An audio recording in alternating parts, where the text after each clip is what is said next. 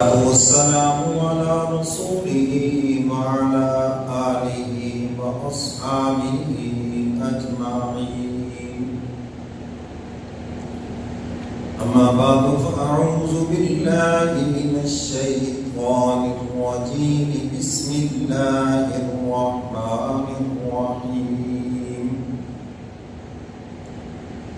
ولا تقولوا لمن يقتل في سبيل الله أموات بل أحياء ولكن لا تشعرون. صدق الله مولانا العظيم وصدق رسوله النبي الكريم ونحن على ذلك من الشاهدين والشاكرين والحمد لله رب العالمين. یا الہی جب تک کہ میرے جسم میں میری جان رہے، میرے مولا تجھ پہ صدقے کہ تیرے محبوب پہ قربان رہے. میں رہوں یا نہ رہوں مگر یہ دعا ہے دل کی کہ دین احمد رہے اور عزت قرآن رہے. یا رب صلی وسلم دائما ابدا علی حبیبک خیر الخلق کلہم والحبیب الذی ترجع شفاعته لكل حول من الأهوال مفتاحینی. درود پاک پڑھنے سے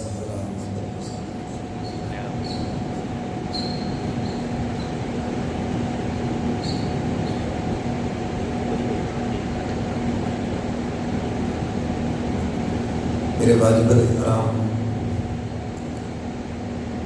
معزز حاضرین، گزشتہ جمعہ آپ حضرات کے سامنے داماد رسول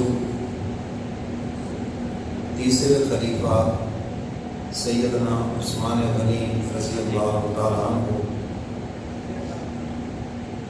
ان کے اسلام لانے کا واقعہ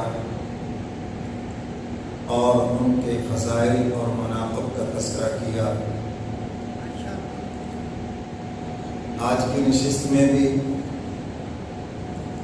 ان کے فضائل، مناقب اور ان کی شہادت کا تذکرہ کروں گا. سیدنا عثمان غنی رضی اللہ تعالی عنہ جن کی فیاضی، سخاوت جو انہوں نے حضور علیہ الصلوۃ والسلام کی تعلیم و تربیت سے پائی، وہ اپنی مثال آپ ہے. وہ مالدار بھی ہیں اور دیندار بھی ہیں. میں نے گزشتہ جمعہ عرض کیا تھا کہ لوگ مالداری کو برا سمجھتے ہیں. وہ مالداری بری ہے کہ آدمی مالدار ہو کر فاسق فاجر ہو، شرابی ہو، زانی کبابی ہو، مالدار ہو کر بے دین ہو. واقعی وہ مالداری بری ہے. لیکن اگر انسان مالدار ہو کے دیندار ہو، اس سے بڑا خوش نصیب اس دھرتی پہ کوئی نہیں ہے. اور سیدنا عثمان غنی رضی اللہ تعالیٰ عنہ مالدار بھی ہیں، دیندار بھی ہیں اور اوپر سے پھر سخی بھی ہیں.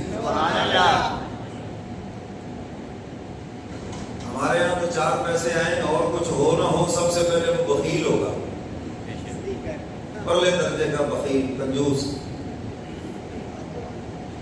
محمد ندیم کاسکی نے کہا، پنجابی میں کہوں تو زیادہ سمجھ آئے گا، انہوں نے کہا بھوک ویکھنی ہوئے غریب بھی کلی چ نہ ویکھو، اے امیراں نوں روٹی کھاندیاں ویکھو. میرا تو چونکہ صبح شام ان سے واسطہ ہے، کبھی کسی شادی پہ، کبھی کہیں موت کی کے بیابی بھی بیان کر کے ادھر آیا ہوں قریب. اس نے بڑی عجیب بات کہی ہے پتے کی. میں نے کہا بھوک جڑی ہے غریب کی کلی دی نہیں نظر آئے گی. اے امیر دی تو دسترخوان پہ بیٹھے ہونے انہوں نے ویکھو تسی ندیدے بن کر کھائیں گے جیسے زندگی کا ان کا آخری کھانا ہے. تو میرے محترم سامعین، سیدنا عثمان غنی رضی اللہ تعالیٰ عنہ مالدار ہیں اور سخی ہیں. سخی. اچھا آج ہم سخی کس کو سمجھتے ہیں؟ جو فضول رسموں میں پیسہ خرچ کرے. فضول بڑا حد تک کھلا ہے. یہ حد تک کھلا نہیں ہے بھائی، یہ فضول خرچ ہے اور فضول خرچ شیطان کے بھائی ہیں. وہ اپنے پاس سے نہیں کہہ رہا ان المبذرین کانوا اخوان الشیاطین. یہ جتنے فضول خرچ ہیں سب شیطان کے بھائی ہیں. جو رسموں میں خرچ کرے، رواج میں خرچ کرے، اللہ اس کے رسول کی نافرمانی میں خرچ کرے، گناہ میں پیسہ خرچ کرے، یہ سارے شیطان کے بھائی ہیں. اور جو زکوٰۃ دے، عشر دے، مدارس پہ خرچ کرے، مساجد پہ خرچ کرے، نیک لوگوں پہ خرچ کرے، کسی یتیم پہ خرچ کرے، بیوہ پہ خرچ کرے، کسی غریب کی بچی کا شادی کا سامان بنا دے، تو یہ لوگ تو سخی ہیں. ان کا نام سخیوں کی لسٹ میں ہے. سب سے بڑے سخی اللہ رب العزت ہے اور پھر اس کا محبوب کملی والا پیغمبر ہے. اور حضور علیہ الصلوۃ والسلام سے جو صحابت کا سبق سیکھا سب سے پہلے سیدنا عثمان غنی. حضور علیہ الصلوۃ والسلام اس قدر سخی ہے، صحابہ فرماتے ہیں پوری زندگی میں ہم نے نہیں دیکھا کہ کوئی سائل حضور کی خدمت میں آیا ہو اور حضور علیہ الصلوۃ والسلام نے اس کو خالی ہاتھ لوٹا دیا ہو. دیکھا ہی نہیں. حتیٰ کہ کبھی کبھی حضور علیہ الصلوۃ والسلام کے پاس دینے کے لیے کچھ نہیں ہوتا تھا، آپ کسی سے قرض مانگ کر سائل کی ضرورت کو پورا کر دیتے تھے اور اکثر آپ اس وجہ سے مفروض رہتے تھے. حضور علیہ الصلوۃ والسلام نماز پڑھانے کے لیے تشریف لائے، اقامت ہو گئی، مصلی پہ کھڑے ہیں، ایک دم پیچھے ہٹے، گھر تشریف لے گئے اور کچھ دیر کے بعد تشریف لائے. صحابہ نے عرض کیا اللہ کے محبوب آج ایک نئی چیز دیکھنے میں آئی ہے. حضور علیہ الصلوۃ والسلام نے ارشاد فرمایا جب میں مصلی پہ کھڑا ہوا تو مجھے یاد آ گیا کہ گھر میں 1 یا 2 دینار پڑے ہیں. میں نے کہا میرے لیے مناسب نہیں کہ میں خدا کے دربار میں کھڑا ہو جاؤں اور میرے گھر میں اتنی فالتو دنیا پڑی ہو. فرمایا پہلے میں نے ان کو صدقہ کیا اور پھر آ کر تمہیں نماز پڑھائی ہے. وہاں تو 1-2 دینار تھے. ذرا ہمارا جائزہ لیں، پتہ نہیں کتنا فالتو پڑا ہے. ہو سکتا ہے کوئی تیسری نسل کے کام آئے. جس طرف سے بھی آپ گھر کا جائزہ لے لیں، میں کہتا ہوں بسترے ہو سکتا ہے دادے کے پڑے ہوں ابھی تک پیٹیوں میں، تو پردادے کے برتن پڑے ہو پردادی کے. اسی طرح مال و دولت اتنا ہے لیکن لگتا ہے ایسے جیسے تھوڑا سا خسارہ ہوا چودھری صاحب کی جان نکل جائے گی شام کو. حالانکہ اتنے نوٹ ہیں، اگر یہ نوٹ بھی کھانا شروع کرتے ہیں پھر بھی ان کی زندگی میں ختم نہ ہو. تو میرے محترم سامعین، مال کمانا برا نہیں ہے، اسلام کے طریقے پہ کماؤ. کما لیا ہے تو اسلام کے طریقے پہ رکھو. خرچ کرنا ہے تو جہاں پر آپ کو حکم دیا گیا وہاں خرچ کرو. یہ مال و دولت قیامت کے دن آپ کی نجات کا ذریعہ بنے گا، آپ کی بخشش کا ذریعہ بنے گا. اور اگر کمایا بھی غلط طریقے سے، رکھا بھی غلط طریقے سے اور خرچ بھی غلط طریقے سے کیا ہے تو یہی مال و دولت جہنم میں جانے کا ذریعہ بن جائے گا. تو سیدنا عثمان غنی رضی اللہ تعالی عنہ مالدار ہیں. گزشتہ جمعہ میں نے ان کے فیاضی کے صحابت کے واقعات سنائے کہ مالدار ہو کر دیکھو کیسے سخی ہیں، موقع تلاش کر رہے ہیں کہاں پہ خرچ کرو. ایک دن حضور علیہ الصلوۃ والسلام کے گھر تشریف لائے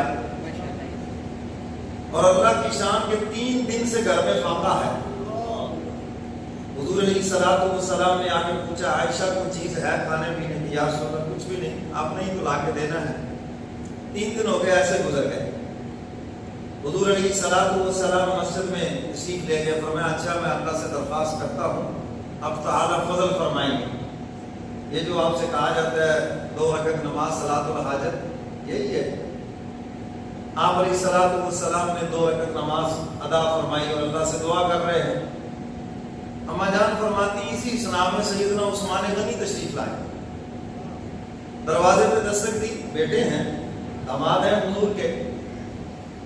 فرماتی ہیں پہلے تو جی چاہا کہ دروازہ ہی نہ کھولو. پھر میں نے کہا پتہ نہیں کس ضرورت سے آئے ہیں. کہتے میں نے دروازہ کھولا تو ایک سائڈ پہ ہو کر پوچھا کیسے آنا ہوا. کہتے بس گھر بیٹھا ہوا تھا، اچانک دل کو چوٹ لگی جیسے میرے محبوب کو کوئی پریشانی ہے. دلوں سے راہ ہوتی ہے بشرطے کہ رابطہ دل کا ہو. آنکھ سے آنکھ ملی اور دل سے دل نہ ملا. آنکھ سے آنکھ ملی دل سے دل نہ ملا. تمام عمر ناؤ پہ بیٹھے رہے ساحل نہ ملا. آنکھیں تو ملی ہیں دل نہ ملا، یہ تو منافقوں کا کام تھا. کلمہ بھی پڑھا، حضور کے پیچھے نمازیں بھی پڑھی، زکات بھی دی، لولے لنگڑے جہاد میں بھی گئے، لیکن حضور سے دل نہیں ملا، صرف آنکھیں ملی تھی.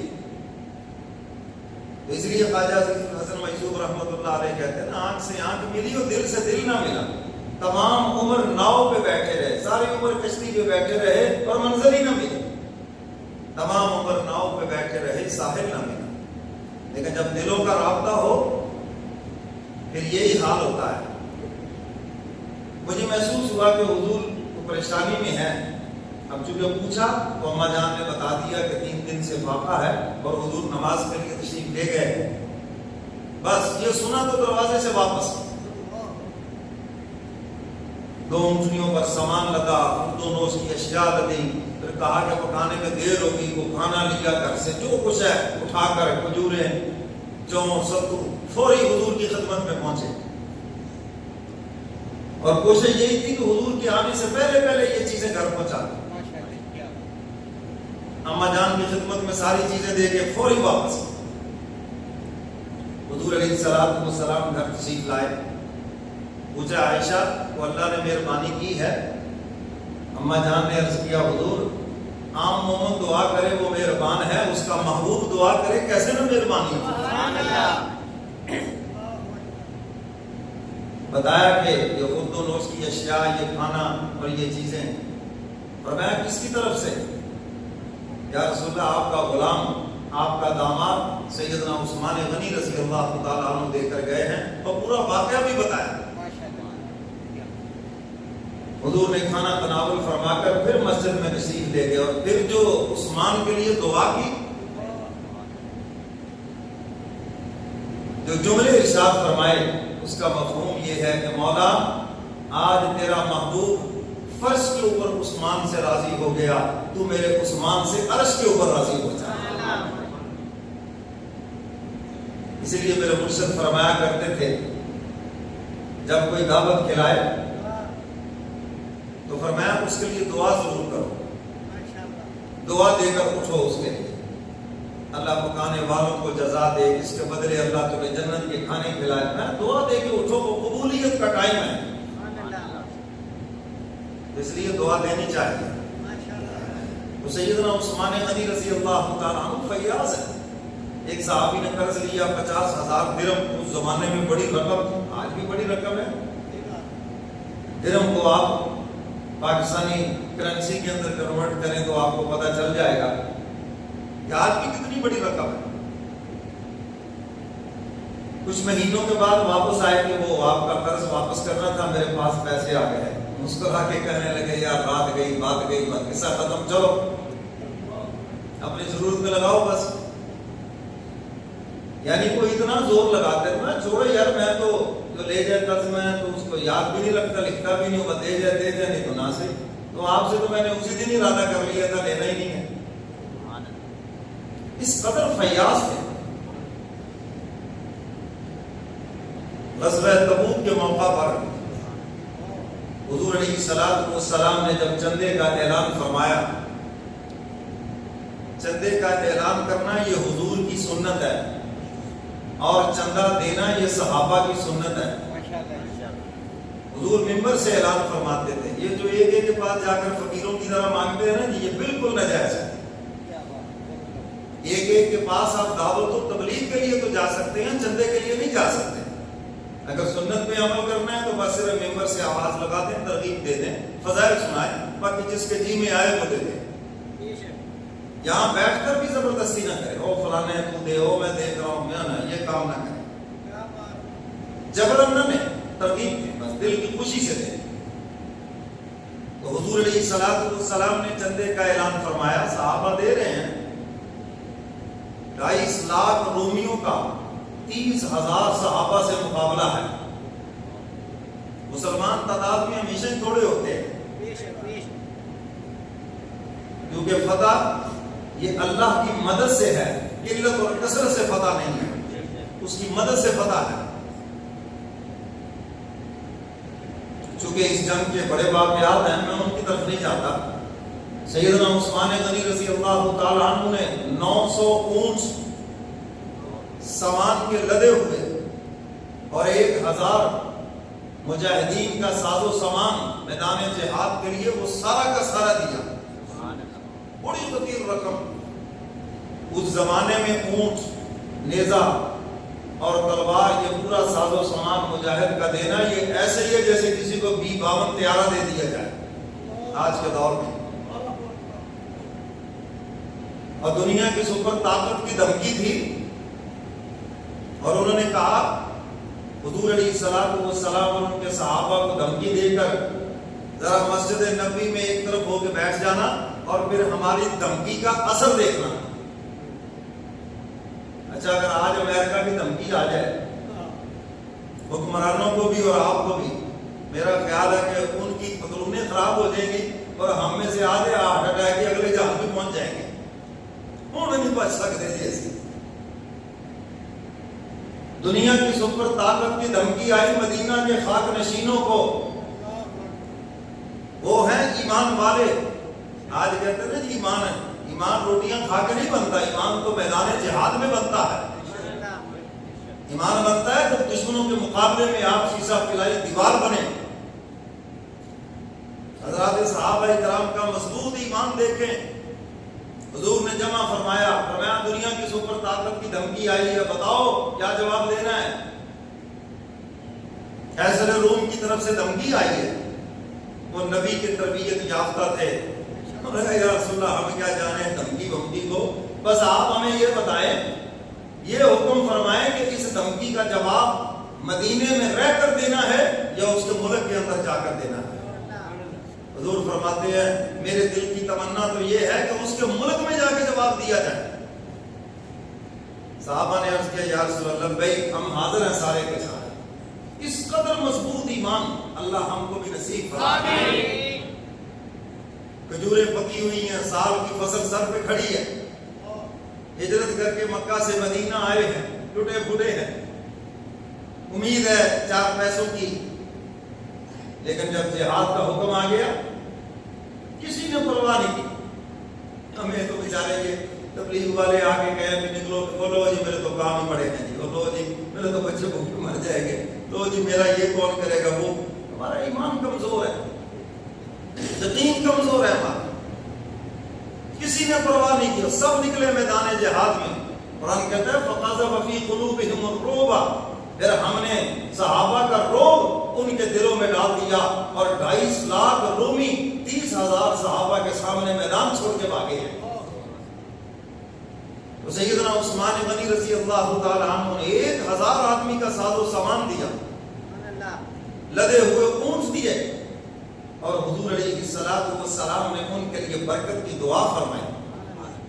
اب جن کے لیے حضور دعا فرمائے، اور پھر ایک موقع پر میرے محبوب نے فرمایا تھا اگر کسی نے زمین کے اوپر چلتا پھرتا جنتی دیکھنا ہو تو میرے عثمان کو دیکھنا۔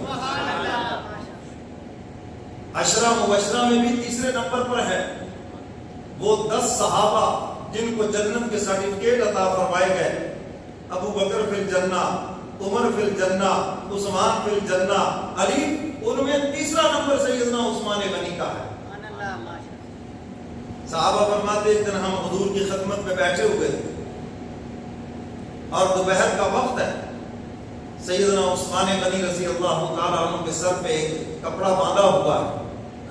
حضور علیہ الصلوۃ والسلام نے فرمایا میرے صحابہ دیکھو یہ جو میرا غلام آ رہا ہے، پہلے فرمایا کہ یہ ہے جنتی، فرمایا ایک فتنہ برپا ہوگا، اس کے مخالفین میدان میں آئیں گے، فرمایا اس دن میرا عثمان اور جو میرے عثمان کے ساتھ ہے وہ حق کے اوپر ہوں گے۔ یہ بشارت تو حضور نے دی ہے۔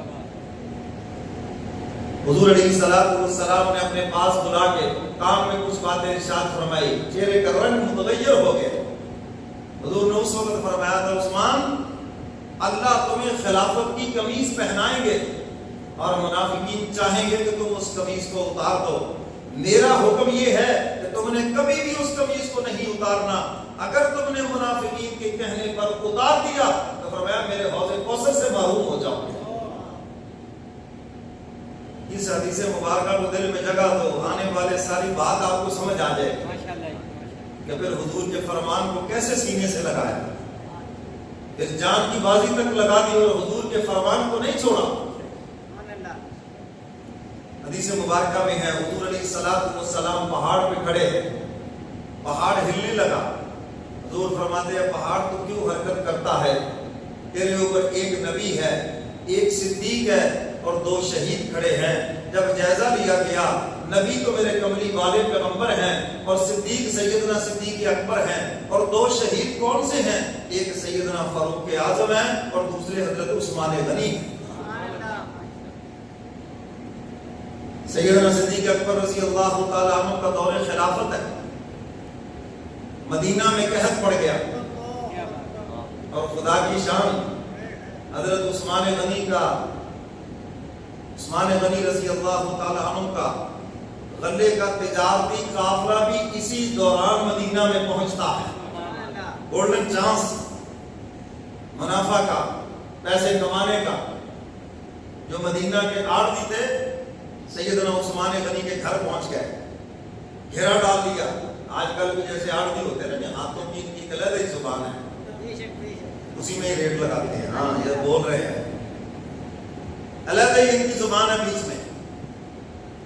تو انہوں نے آ کر اپنا آنکھوں میں ریٹ لگانا شروع کیا، عثمان غنی تمہارے اتنے اونٹ غلے کے آئے ہیں اور یہاں پر غلے کی بڑی اشد ضرورت ہے، آپ ایسے کریں سارا مال ہمارے ہاتھ فروخت کر دیں تو میں کیا پروفٹ دو گے؟ کسی نے کہا جی 1%، فرمایا جو میرا تاجر ہے وہ مجھے اس سے زیادہ دیتا ہے، 2% کی ڈبل کر دیں گے، فلاں کر دیں گے، جتنی ان کی پہنچ تھی۔ جب ان کی بالکل بس ہو گئی، آفر ہو گئی کہ اس سے زیادہ ہم نہیں دے سکتے، فرمایا جو میرا تاجر ہے نا وہ مجھے اس سے زیادہ دیتا ہے۔ انہوں نے آنکھوں میں ایک دوسرے کو دیکھا کہ ہم میں سے کوئی نہیں، اور مدینے کے سارے آڑتی بھی یہاں بیٹھے ہیں، اور وہ کون سا تاجر ہے جو اس سے زیادہ دے رہا ہے؟ ہمارے یہاں ایک لفظ بولا جاتا ہے نا، تو میرے لگ گئے، بڑے درجے کا جھوٹ ہے یہ۔ جب یہ کہے نا کوئی سمجھنے کہ یہ بلنڈر ہے، اصل مقصد ہوتا ہے کہ اتنے میں بک جائے، اللہ ماشاءاللہ سچ بھی ہو سکتا ہے لیکن زیادہ تر جھوٹ ہی ہوتا ہے۔ اینے تو میں نے لگ گئے جی یہ توتے کرتے ہیں نا، تو عثمان غنی بھی کہہ رہے ہیں مجھے تو اس سے زیادہ لگ گئے ہیں۔ اب ان کی جب بس ہو گئی، میں نے کہا جی ٹھیک ہے پھر آپ اسی کو بھیج دیں، اور میں دیکھو بھائی، اور ساتھ ہی کو کہنے لگے اچھا چلو ہمیں نہ سودا بیچیں، آپ ان کو دے دیں، لیکن بتائیں تو صحیح ہے کون، باہر کی پارٹی تو نہیں کود پڑی۔ سیدنا عثمان غنی رضی اللہ تعالیٰ عنہ فرماتے ہیں اے مدینے کے تاجروں، اے آڑتیوں، میں تمہیں گواہ بنا کے کہتا ہوں میرا یہ جتنا بھی اناج غلہ یہاں آیا ہے اللہ کی رضا کے لیے میں سارے صدقہ کرتا ہوں، اور اللہ رب العزت 1 پہ 10 عطا کرتے ہیں اور قیامت کے دن 70 گنا عطا کرتے ہیں۔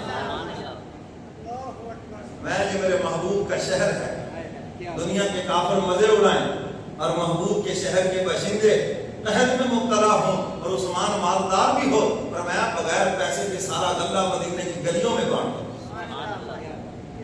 دیکھا ہے ایسا سخی ہے؟ کہاں صبح کو ایک ایک دانے کو کس رہے تھے اور کہاں دوپہر کو ہر گھر کے اندر اناج کے ڈھیر لگے ہوئے.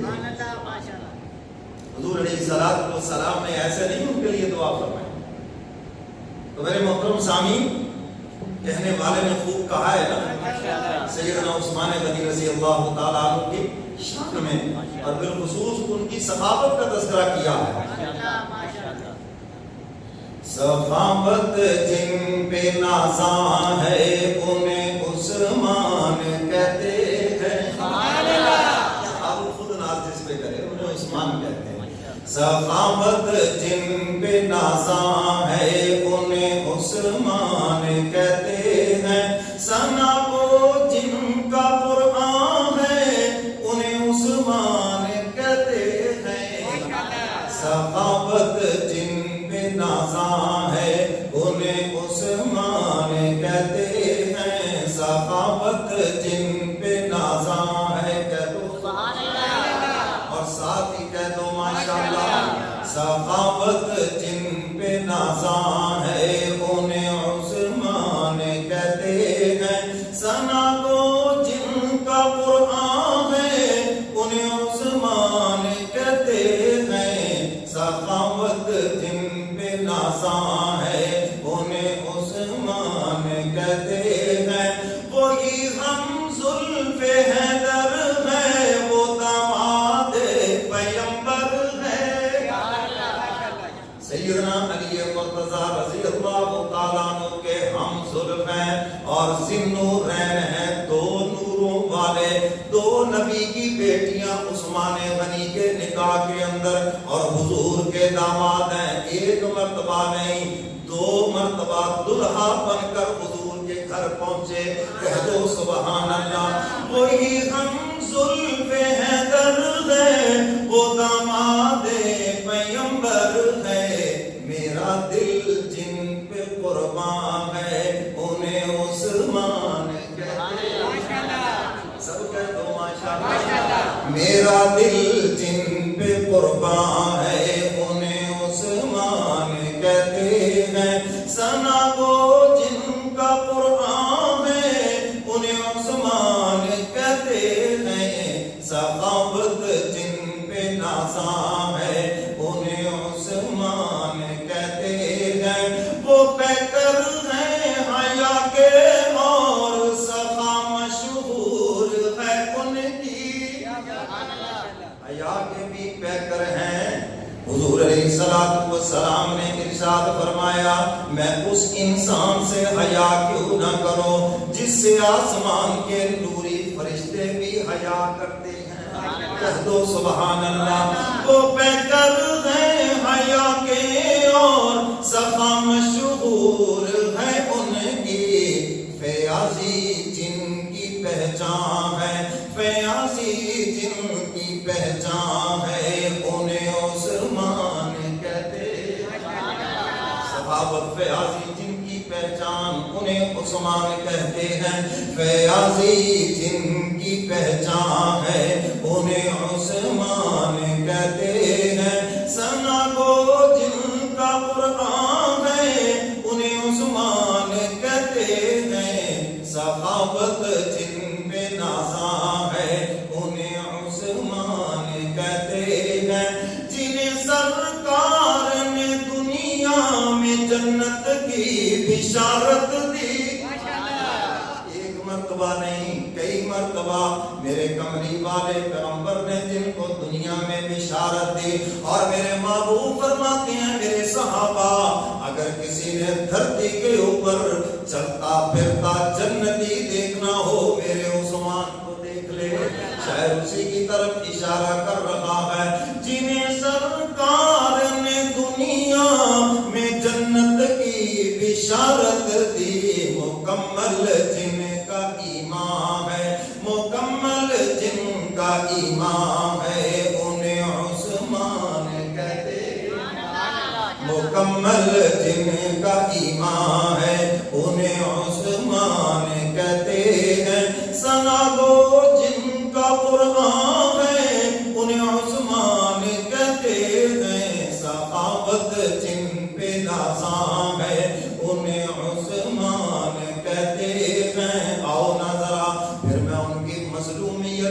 تذکرہ بھی کروں. شاعر کیا کہتا ہے؟ کئی ایام تک رکھا گیا تشنہ لب ان کو. کتنے ایام تک وہ پیاسے رہے. حضرت حسین رضی اللہ تعالیٰ عنہ مظلوم ہے. 3 دن 10 دن پانی بند رہا میں مانتا ہوں، مگر وہ مظلوم مدینہ جس کا 3 یا 10 دن نہیں 40 دن تک جس کا پانی بند رہا. اور شاعر اسی کی طرف اشارہ کر رہا ہے. کئی ایام تک رکھا گیا تھا تشنہ لب ان کو. شہادت جن پہ حیران ہے انہیں عثمان کہتے. شہادت جن پہ حیران ہے انہیں عثمان کہتے ہیں. ثنا گو جن کا قرآن ہے انہیں عثمان کہتے ہیں. سخاوت جن پہ نازاں ہے انہیں عثمان کہتے ہیں.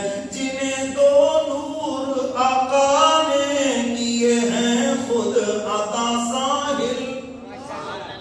دو نور خود عطا کیے. پہلی بیٹی کا انتقال ہو گیا، حضور نے دوسری کا نکاح کر دیا. پہلی بیٹی رقیہ اور دوسری کلثوم دونوں حضرت عثمان غنی کے نکاح میں.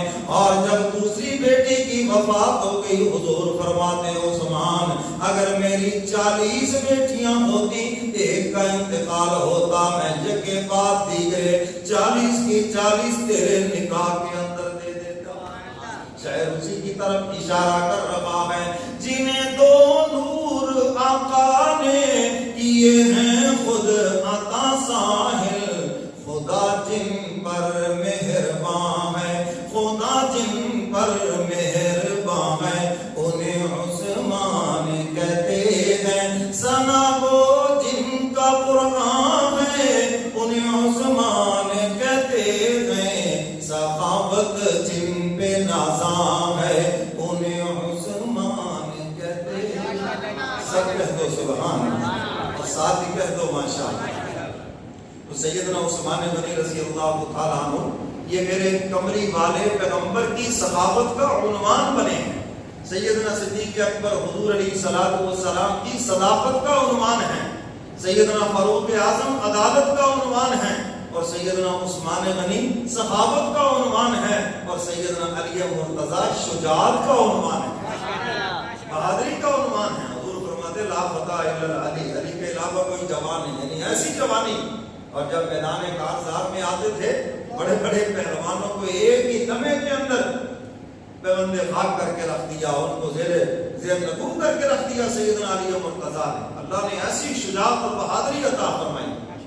تو میرے محترم سامعین، سیدنا عثمان غنی اور سیدنا علی مرتضیٰ آپس میں رشتہ داری ہے، ہم زلف ہیں، اور آپس میں دوستی بھی ہے، محبت بھی ہے. کہہ دو سبحان اللہ.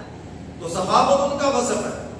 12 سال سے بھی کچھ زیادہ عرصہ خلیفۃ المسلمین خلفائے راشدین میں سب سے لمبا اقتدار جو ہے اللہ نے حضرت عثمان غنی کو عطا فرمایا.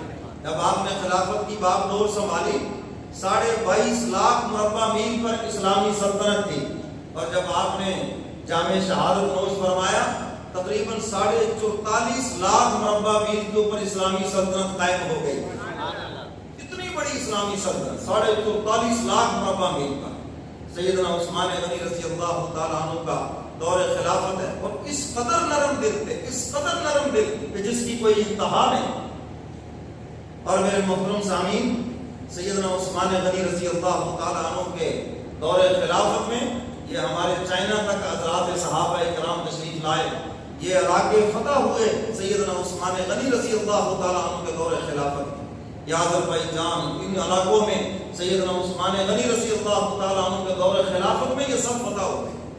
اتنی بڑی فتوحات. اب جب اتنی فتوحات ہوئیں، جو مخالفین تھے، یہودی تھے، انہیں بڑی تکلیف تھی کہ اگر اسلام کا رستہ نہ روکا گیا تو اسلام تو پھر پوری دنیا کے اندر پھیل جائے گا، دنیا میں کافر تو رہے گا کوئی نہیں. اور یاد رکھنا کفر کبھی بھی اسلام کا، مسلمان کا مقابلہ نہیں کر سکتا. یہ جب بھی کرتا ہے تو سازش کرتا ہے. یہ آپ کو پتا ہونا چاہیے. یہ تو ہماری پاکستانی فوج کا بھی آج مقابلہ نہیں کر سکتے. اگر یہ بنگلہ دیش علیحدہ ہوا تو سازشوں سے علیحدہ ہوا، طاقت سے تھوڑی ہوا۔ طاقت کا تو ابھی ہمارے مسلح افواج نے تھوڑا سا مظاہرہ کیا، یہ رفیق شبیر سب گئے کہ نہیں؟ ان کے شیر بھی ختم ہو گئے، دنیا کی سپر طاقتوں کو اپنی اپنی فکر پڑ گئی، سارے پاکستان کے قدموں میں بیٹھ گئے۔ خدا کا جنگ روک دو، کہیں ایسے نہ ہو کہ ہماری بھی ساری ٹیکنالوجی فیل ہو جائے۔ ہم نے جو انڈیا کو بم بیچ رکھے ہیں، انڈیا کو جو میزائل بیچ رکھے ہیں، انڈیا کو جو ہم نے اسلحہ بیچ رکھا ہے، یہ تو ابھی ایک ملک کا رفیق تباہ ہوا ہے۔ جب باقی ملکوں کا اسلحہ فیل ہوگا تو پھر سارے ملک کی خلاف ہو جائیں گے۔ تو جی تماشا دیکھا نہیں آپ نے؟ مسلمان کا یہ کبھی بھی مقابلہ نہیں کر سکتے۔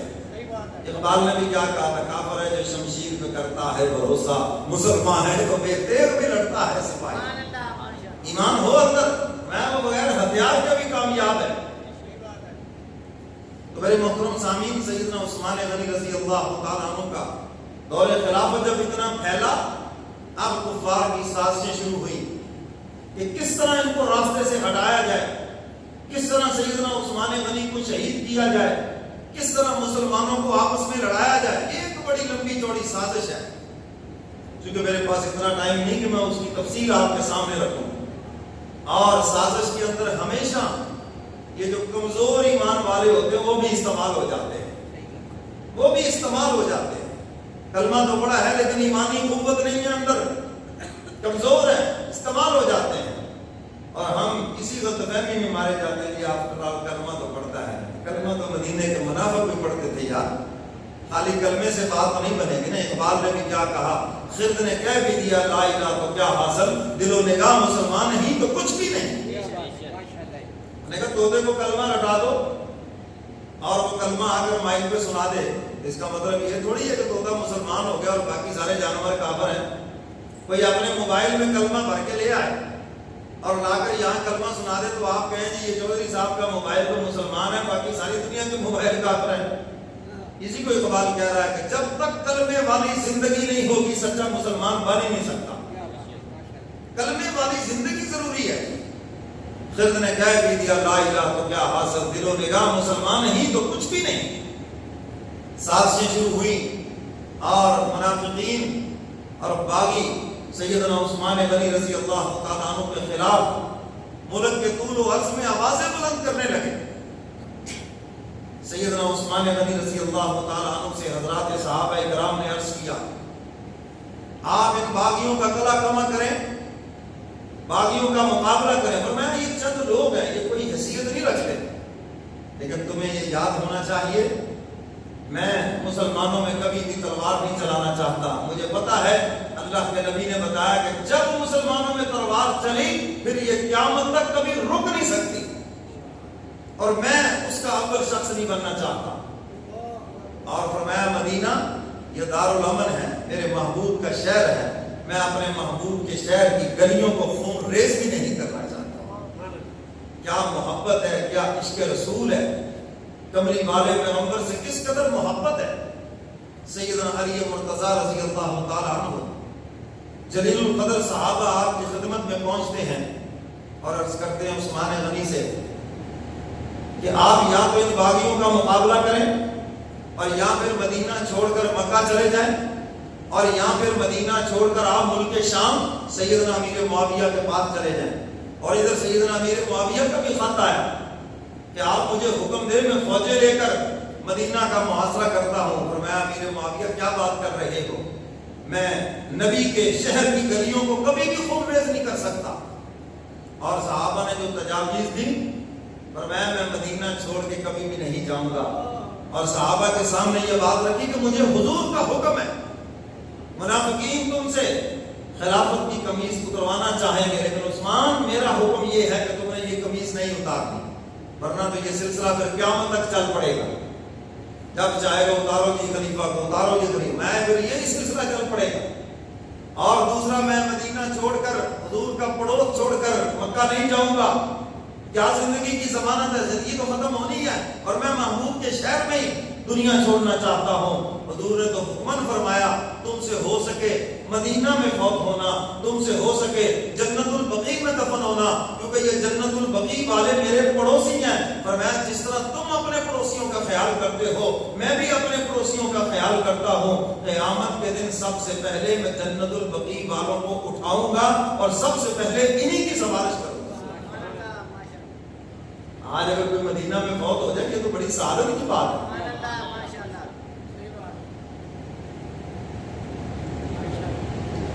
سیدنا عثمان غنی رضی اللہ تعالی عنہ، ان کے خلاف بغاوت کا باغیوں نے جو عملاً کام شروع کیا، جمعہ کے خطبہ سے شروع کیا، جب سیدنا عثمان غنی رضی اللہ تعالی عنہ منبر رسول پہ بیٹھ کر خطبہ ارشاد فرما رہے ہیں، اس وقت باغیوں نے آپ پہ حملہ کیا۔ ایک باغی کہنے لگا، عثمان آپ خطبہ بند کریں، ہم آپ کا خطبہ سننا نہیں چاہتے۔ لوگوں نے ان کو منع کیا، امیر المومنین ہیں اور یہ کیسی باتیں کر رہے ہیں۔ ادھر سے آواز بلند ہوئی، آوازوں کے ساتھ ساتھ پتھر بلند ہوئے اور سیدنا عثمان غنی کے لگے اور آپ زخمی ہو کر اس جگہ پہ گر پڑتے ہیں جہاں پہ میرے کملی والے پیغمبر قدم رکھ کے منبر کے اوپر چڑھتے ہیں۔ گویا کہ حضور کے قدموں کے اندر سیدنا عثمان غنی رضی اللہ تعالی عنہ کا سر مبارک گرا، زخمی بے ہوش اٹھا کر قصر خلافت میں لایا گیا۔ اور جب حضرت عثمان غنی کو ہوش آئی تو پہلی بار پہلا جملہ جو زبان کے اوپر آیا، فرمایا مدینے والوں کو کوئی تکلیف تو نہیں پہنچی؟ میرے محبوب کے شہر کی گلیاں کہیں خون ریز تو نہیں ہو گئی؟ جب پتا چلا ایسا نہیں ہوا تو کیا کہتے ہیں، سکھ کا سانس لیا، اطمینان کا سانس لیا کہ اللہ کا شکر ہے کہ میرے محبوب کا شہر دارالامن ہے، کہیں بد امنی میں تبدیل تو نہیں ہوا۔ اس پر خوشی کا اظہار کیا۔ باغیوں نے مدینہ کی گلیوں میں اعلان کر دیا، آج کے بعد عثمان غنی مسجد نبوی میں خطبہ نہیں دے سکتے، مسجد نبوی میں نماز پڑھا نہیں سکتے، مسجد نبوی میں نماز پڑھ نہیں سکتے۔ جو مسلمانوں کا خلیفہ ہوتا ہے نا، اس کے لیے لازم ہے کہ وہ امامت بھی کروائے۔ چلو امامت نہ کروائے، کم از کم نماز تو آتی ہو۔ تو ماشاءاللہ آپ نے اور میں نے جو نمونے منتخب کیے ہیں، ان کو تو قل هو اللہ بھی سیدھی نہیں آتی، یاد ہے نا؟ کیا بھول گئے ہو؟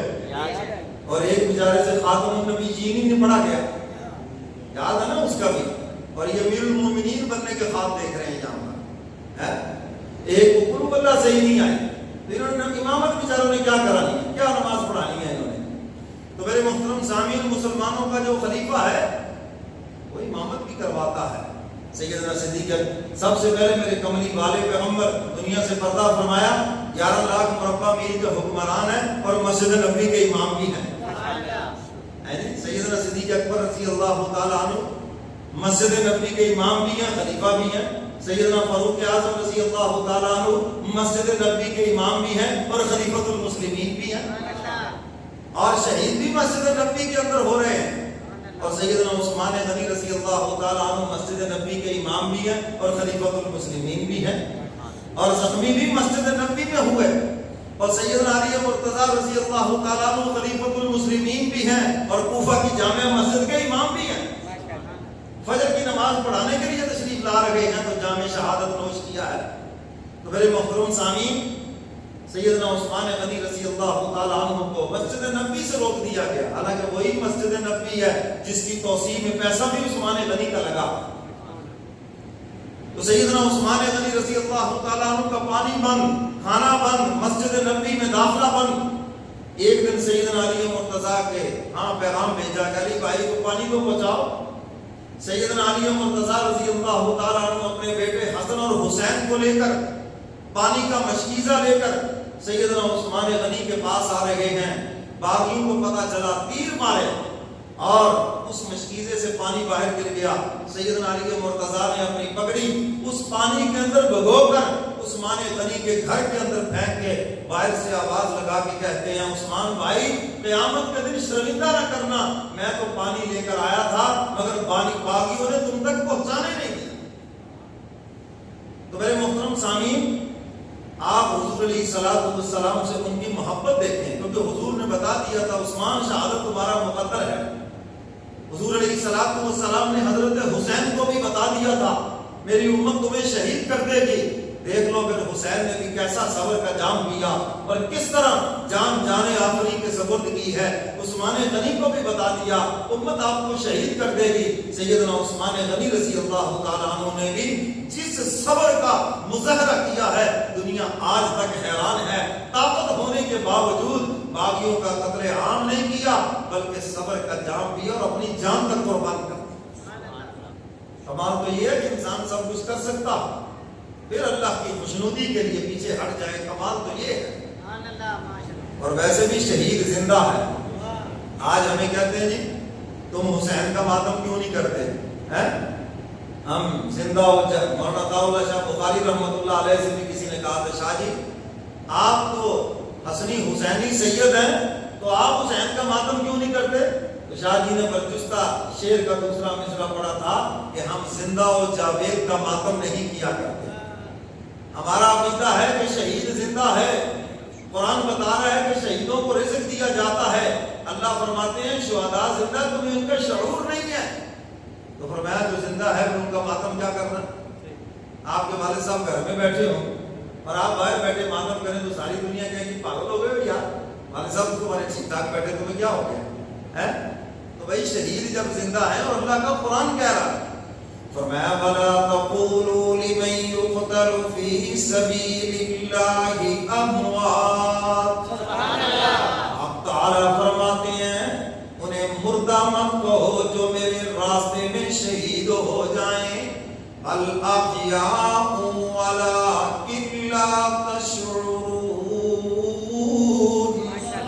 آپ تعالیٰ فرماتے ہیں بلکہ وہ زندہ ہیں اور تمہیں ان کی زندگی کا شعور نہیں ہے. اور دوسرے مقام پر فرمایا بل احیاء عند ربهم يرزقون. اب تعالیٰ فرماتے ہیں شہید زندہ ہے اور اللہ کے ہاں انہیں رزق دیا جاتا ہے. قرآن کہہ رہا ہے شہید زندہ ہے تمہیں ان کی زندگی کا شعور نہیں ہے. قرآن کہتا ہے شہید زندہ ہے اور ان کو رزق دیا جاتا ہے. رہی بات کہ وہ دنیا کی زندگی کی طرح زندہ ہے یا اس سے بھی اعلیٰ ہے وہ عالم برزخ میں اس سے بھی اعلیٰ ہے. وَمِن وَرَائِهِمْ بَرْزَخٌ إِلَىٰ يَوْمِ يُبْعَثُونَ. فرمایا برزخ ایک پردہ ہے پردے میں ہے. لوگ سمجھتے شاید وہ دنیا کی طرح زندہ ہے. ہم تو صرف شہید کے جسم کو دیکھتے ہیں ٹکڑے ہو گیا لیکن جو اس کی لذت ہے میں اور آپ اس کو کبھی سمجھ بھی نہیں سکتے. مجدد زمانہ حضرت مولانا اشرف علی تھانوی رحمۃ اللہ علیہ نے مثال سے سمجھایا. فرمایا گرمیوں کا موسم ہو اور کسی کے سامنے اس کا من پسند کھانا رکھا ہوا ہو اور اس کو بھوک کی شدت کی لگی ہوئی ہو اور وہ کھانا کھا رہا ہو شوں شوں ناک سے پانی آنکھوں سے پانی پسینے سے شرابور. دیکھنے والا سمجھے گا پتہ نہیں یار کس مصیبت میں ہے. لیکن فرمایا اس کے سامنے سے اگر کھانا اٹھا لو تو وہ کہے گا یار تو نے تو میرا سارا ٹیسٹ خراب کر دیا سارا مزہ خراب کر دیا. آپ کہیں جی آپ تو بڑی تکلیف میں ہیں وہ کہے گا تمہیں یہ میری زہر کی تکلیف تو نظر آ رہی ہے یہ جو کھانے کی اندر کی لذت ہے تمہیں اس کا کیا اندازہ. فرمایا تمہیں شہید کے جسم کے ٹکڑے نظر آ رہے ہیں تمہیں شہید کا خون نظر آ رہا ہے اس کے زخم نظر آ رہے ہیں مگر تمہیں کیا پتا کہ جو اس کو اس وقت خدا کا دیدار نصیب ہو رہا ہے جو اس کی روح کو لذت اور کیفیت حاصل ہے فرمایا لفظوں میں اس کا احاطہ کیا ہی نہیں جا سکتا. حدیث مبارکہ سے جس کو واضح کرتا ہوں قیامت کے دن ہم تعالیٰ اہل جنت سے فرمائیں گے ہاں بھی کوئی کمی تو نہیں جنت میں بتاؤ جو کچھ ہم نے وعدے کیے ہمارے نبیوں نے تمہیں بتایا وقت کے علماء نے تمہیں سمجھایا جو تمہارے ساتھ وعدے کیے گئے کیا سب پورا ہو گیا. سب کہیں گے مولا ہم راضی اس سے بھی زیادہ مل گیا لیکن شہید کھڑے ہو جائیں گے. کیا کہیں گے ثم احیا ثم اقتل ثم احیا ثم اقتل.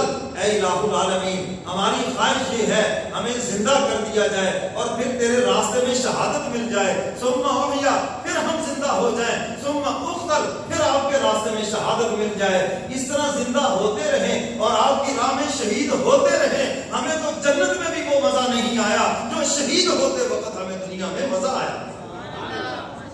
اس وقت جو ہمیں دیدار الہی نصیب ہوا اس وقت جو ہماری روح کو جو تسکین حاصل ہوئی وہ کیفیت یہاں ہمیں جنت میں بھی نہ ملی حق تعالیٰ فرمائیں گے وہ کفیت بس وہ میری راہ میں جو جامع شہادت نوش پانے میں دنیا میں تمہیں ملی تھی بس وہ دنیا کے اندر ہی رہ گئے، وہ یہاں نہیں ملے گی۔ تو میرے محترم سامعین، شہید زندہ ہے، ہاں، اور ان کو اللہ نے اعلیٰ مقام عطا فرمایا۔ اللہ سب کو شہادت کی حدیث مبارکہ میں ہے جو شہادت کی تمنا رکھتا ہے اگر وہ بستر پر بھی فوت ہو جائے تو اللہ اس کو بھی شہادت کا کوئی نہ کوئی مقام ضرور عطا فرماتے ہیں۔ اس لیے اندر سے تمنا رکھنی چاہیے اسلام کے لیے، حضور کی عزت کے لیے، ناموس کے لیے، حضور کے صحابہ کے لیے، وطن کے لیے، ملک و قوم کے لیے اگر کبھی جان کا نذرانہ پیش کرنا پڑے ہم پیچھے نہیں ہٹیں گے بلکہ اللہ کی خوشنودی کے لیے جان بھی قربان کر دیں گے۔ یہ جذبہ اندر ہونا چاہیے۔ تو میرے محترم سامعین، سیدنا عثمان غنی رضی اللہ تعالیٰ عنہ نے جب دیکھا کہ اب یہ باغی مجھے کسی طرح بھی نہیں چھوڑیں گے، اپنی بیوی حضرت نائلہ سے کہا آج مجھے ذرا نیا کرتا پہنا دیں اور آج مجھے پجامہ دے دیں۔ آپ لنگی پہنتے تھے لیکن اس دن آپ نے فرمایا مجھے پجامہ دے دو، اس کے اندر زیادہ ننگیز چھپتا ہے، آج میں باغیوں سے براہ راست بات کرنا چاہتا ہوں۔ سیدنا عثمان غنی رضی اللہ تعالیٰ عنہ اپنے مقام کی چھت پہ کھڑے ہو کر باغیوں سے مخاطب ہیں، میں قربان جاؤں، آج کوئی خطیب منبر پہ بیٹھ کے خطبہ دیتا ہے، کوئی محراب پہ کھڑا ہو کے خطبہ دیتا ہے، کوئی کرسی پہ بیٹھ کے تقریر کرتا ہے، کوئی مجمع عام پہ رئیس کے سامنے کھڑا ہو کے تقریر کرتا ہے، مگر اس مظلوم کی عظمت پہ قربان جاؤں جو اپنے مقام کی چھت پہ کھڑا ہو کر اللہ کی وحدانیت کا درس دے رہا ہے۔ تو سیدنا عثمان غنی رضی اللہ تعالیٰ عنہ باغیوں سے مخاطب ہوئے، فرمایا تم میرے قتل کے در پہ ہو، تمہیں پتہ ہونا چاہیے کسی انسان کو اس وقت قتل کیا جاتا ہے اگر اس نے کسی کو قتل کیا ہو۔ الحمدللہ میں نے آج تک کسی کو قتل نہیں کیا۔ کسی انسان کو قتل کیا جاتا ہے اگر اس نے زنا کیا ہو، فرمایا اسلام میں آ کر تو بڑی دور کی بات ہے، حالت کفر میں بھی زنا نہیں کیا۔ فرمایا قتل کیا جاتا ہے جو مرتد ہو گیا ہو، اسلام چھوڑ چکا ہو، تو آپ نے سب کے سامنے کلمہ شہادت پڑھ کے کہا الحمدللہ آج بھی مسلمان ہوں۔ اور پھر فرمایا تم میرے قتل کے در پہ ہو، تمہیں پتہ نہیں صلح حدیبیہ کے موقع پر حضور نے اپنے ہاتھ کو میرا ہاتھ قرار دیا ہے، تمہیں پتہ نہیں مسجد نبی کے لیے جب میں نے جگہ وقف کی تھی، تمہیں پتہ نہیں کہ بیر روما جب میں نے خرید کر اسلام میں سب سے پہلے وقف کر کے دکھایا، آج تو مسجدوں کی جگہ وقف ہے، مدارس کے لیے جگہ وقف ہے، اور کسی کام کے لیے جگہ وقف ہے۔ اس وقف کا سب سے پہلے اہتمام سیدنا عثمان غنی نے کیا، اپنے پیسوں سے کنواں خرید کر مسلمانوں کے لیے وقف کیا ہے۔ فرمایا یہ کام میں نے سب اللہ کی خوشنودی کے لیے کیا، یہ وہ فضائل اور مناقب ہیں۔ اور حضور نے فرمایا تھا کسی نے جنتی دیکھنا ہو میرے عثمان کو دیکھو، حضور نے فرمایا تھا جو میرے عثمان کے خلاف کھڑے ہوں گے وہ باغی اور ملعون ہیں۔ تمہیں یہ باتیں یاد نہیں حضور کی؟ کہنے لگے عثمان ہمیں سب علم ہے، ہمارا ایک ہی مطالبہ ہے کہ تم خلافت چھوڑ دو۔ عثمان کہتے ہیں مجھے بھی نبی کا حکم ہے، تم نے خلافت نہیں چھوڑنی، میں جان تو قربان کر دوں گا مگر اپنے محبوب کی حکم عدولی نہیں کروں گا۔ میرے محترم سامعین، سودے بازی ہو سکتی تھی، حکومت چھوڑی جا، کوئی ایسی کون سی بات تھی، لیکن حضور کا حکم اور حکم نبھا کے دکھایا۔ حضرت زکریا علیہ السلام کو جب قوم نے، آپ جب درخت کے اندر چھپے اور وہ درخت کو دو لفظ کرنے لگے، زکریا علیہ السلام کے سر کے اوپر جب آرا چلنے لگا، چیخ ماری تو وہی آ گئی، زکریا خبردار، میرے دربار میں جزا فضا کرنے کی بھی اجازت نہیں ہے، جب ہماری مشیت اور ہمارا فیصلہ آ گیا ہے اور میں خوشنودی سے اس کو قبول کر رہا ہوں۔ 18,000 پیغمبر شہید ہوئے ہیں، کوئی ایک دو نہیں، اللہ کے دین کے لیے جس کو ہم معمولی سمجھتے ہیں۔ تو حضرات صحابہ کرام بھی اس راز کو سمجھ گئے، سیدنا حسین بھی اس راز کو سمجھ گئے، حضرت حسن بھی اس راز کو سمجھ گئے، سیدنا عثمان غنی بھی اس راز کو سمجھ گئے، سیدنا فاروق اعظم رضی اللہ تعالیٰ عنہ بھی اس راز کو سمجھ گئے۔ تو میرے محترم سامعین، سیدنا عثمان غنی نے، جمعہ کا دن ہے، صبح کے وقت کچھ دیر آنکھ لگی تو خواب میں حضور کی زیارت ہو گئی۔ روزے سے ہیں، حضور علیہ السلام تشریف فرما ہیں، ابو بکر و عمر بھی ساتھ بیٹھے ہیں، حضور فرماتے ہیں عثمان روزہ دنیا میں رکھا ہے، افطاری آج شام کو ہمارے ساتھ جنت میں کرنا۔ آنکھ کھل گئی، اور مسکراتے ہوئے اہلیہ سے کہنے لگے، فرمایا آج میری شہادت ہو جائے گی اور آج یاروں سے ملاقات ہو جائے گی۔ اہلیہ رونے لگی، فرمایا رونے کی ضرورت نہیں، مجھے کملی والے پیغمبر کی خواب میں زیارت ہو گئی اور حضور نے یہ بشارت بھی عطا فرما دی ہے کہ شام کو روزہ ہمارے ساتھ کھولنا، اب کچھ بھی ہو جائے حضور کا فرمان تو پورا ہو کے رہے گا۔ لوگ کہتے ہیں نا جی فلانے نے اپنی موت کا اشارہ دے دیا، عثمان غنی حضور کو بتا رہے ہیں، جمعے سے پہلے بتا رہے ہیں، فرمایا مغرب سے پہلے شہادت ہو جائے گی، روزہ جا کے میں نے جنت کے اندر ہی کھولنا ہے۔ اور اپنے 20 غلام آزاد کیے۔ سیدنا علی مرتضیٰ کو پتا چلا، اپنے دونوں بیٹے حسن اور حسین کو ان کا پہرے دار بنا کے کھڑا کر دیا۔ صحابہ کی آپس میں محبتیں تو دیکھو، حضرت حسن اور حضرت حسین عثمان غنی کے پہرے دار ہیں اور صحابہ بھی پہرے دار ہیں۔ حضرت عثمان غنی کے گھر کا محاصرہ ہے لیکن یہ پہرے دار بھی کھڑے ہیں۔ باغیوں نے پیچھے سے آ کے حملہ کیا، عصر کے وقت قرآن کی تلاوت میں مشغول ہے۔ سیدنا عثمان غنی رضی اللہ تعالیٰ عنہ ہر وقت قرآن کی تلاوت کرتے تھے، باوجود امیر المؤمنین ہونے کے کئی راتیں ایسی، ایک رات میں حضرت عثمان غنی نماز میں کھڑے ہو کر پورے قرآن کی تلاوت کر دیتے تھے۔ قرآن کے عاشق تھے۔ اور پھر دیکھ لو قرآن سے کیسی یاری، کیسی دوستی پکی ہوئی کہ آخری وقت بھی خون کا قطرہ قرآن کے دامن کے اندر ہی گرا ہے۔ اللہ اکبر۔ تو سیدنا عثمان غنی رضی اللہ تعالیٰ عنہ کے گھر کا محاصرہ اور پیچھے سے باغیوں نے حملہ کیا، پتہ ہی نہیں چلا آگے والے صحابہ کو۔ پیچھے سے آئے، سیدہ نائلہ پاس بیٹھی ہیں اور آ کر حضرت عثمان غنی پہ حملہ کیا۔ ایک ظالم نے لوہے کی لاٹ سر کے اوپر ماری اور خون کا فوارہ سر سے نکلا اور قرآن کریم کی آیت مبارکہ فَسَيَكْفِيكَهُمُ اللَّهُ کے اوپر گرتا ہے، جس کا معنی یہ ہے کہ اللہ کافی ہے۔ وہ قرآن کا نسخہ آج بھی مصر کے عجائب گھر کے اندر موجود ہے اور عثمان غنی کی مظلومیت آج بھی بیان کر رہا ہے۔ خون آلود ایک باغی نے قرآن کو پاؤں سے ٹھوکر ماری۔ میرے محترم سامعین، سیدنا عثمان غنی کو بچاتے ہوئے وفا شعار بی بی کی انگلیاں کٹ گئی، تلوار کا وار روکتے ہوئے عثمان غنی شہید ہو گئے۔ اور چھت پہ چڑھ کر سیدہ نائلہ نے جب آواز لگائی تمہارے امیر المؤمنین کو شہید کر دیا گیا، سیدنا علی مرتضیٰ آئے، دیگر صحابہ آئے۔ سیدنا علی مرتضیٰ نے حضرت حسن اور حسین کے منہ پر تماچے مارے، تم کہاں تھے؟ تمہارے چچا عثمان کو شہید کر دیا گیا۔ میرے محترم سامعین، مظلومیت کی انتہا دیکھیں، عثمان غنی شہید ہو گئے اور 3 دن تک ان کا جنازہ اٹھانے کی اجازت نہیں۔ باغیوں نے اعلان کر رکھا ہے ہم عثمان غنی کا جنازہ نہیں اٹھانے دیں گے۔ سیدہ ام حبیبہ حضور کی زوجہ محترمہ سیدنا امیر معاویہ کی جو بہن ہیں، انہوں نے اعلان کیا اگر تم عثمان غنی کا جنازہ نہیں اٹھانے دو گے تو پھر میں آگے لگتی ہوں، میں باہر نکلتی ہوں اور میں دیکھتی ہوں کہ کون راستہ روکتا ہے اور عثمان غنی کی تدفین ہم جنت البقیع میں کریں گے۔ تو سیدنا عثمان غنی کا جنازہ رات کی تاریکی میں اٹھا۔ جی 4-5 لوگوں سے زیادہ جنازہ نہ اٹھائیں۔ سیدنا علی مرتضیٰ ہے، حضرت حسن ہے، حضرت حسین ہے، دیگر چند صحابہ ہیں اور عثمان غنی کا جنازہ اٹھایا گیا۔ اللہ اکبر۔ آپ نے جنازے دیکھے جن پہ پھولوں کی بارش، پتیوں کی بارش۔ آؤ اس مظلوم کا جنازہ بھی دکھاؤں۔ جب جنازہ مدینے کی گلیوں سے گزرتا ہے تو عثمان غنی کے جسم کے اوپر پتھروں کی بارش۔ اے عاشق کا جنازہ ہے ذرا تم کے نکلے، وہ مدینے کی گلیوں میں ذرا گھوم کے نکلے، دنیا کو پتا چلے جنت میں جو اتنا اعلیٰ مقام ملا ہے وہ ایسے نہیں ملا، اتنی بڑی قربانی دینے کے بعد ملا ہے۔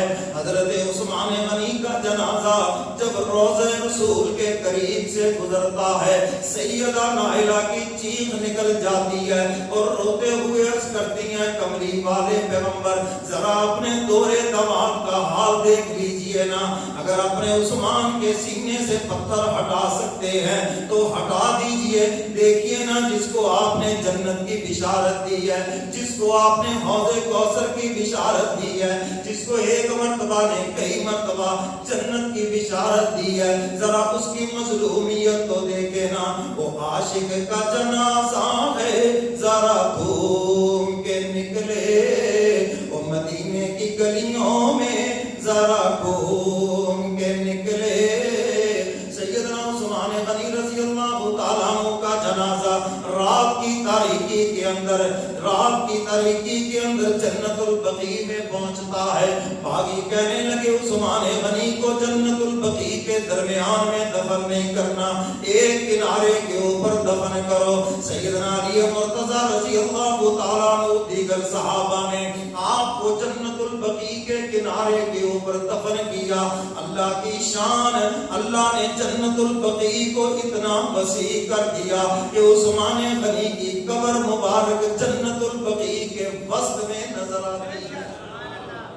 जन्नतुल बकी के दरमियान में जैसे अफसर आला होता है, 10,000 से ज्यादा कब्रें हैं वहां पर जन्नतुल बकी के अंदर। और सैयदना उस्मान गनी रज़ी अल्लाह तआला अन्हु 18 ज़िलहज को शहीद हुए। मजलूम मदीना मेरे कमली वाले पैगंबर का दोहरा दामाद जामे शहादत नोश कर गया।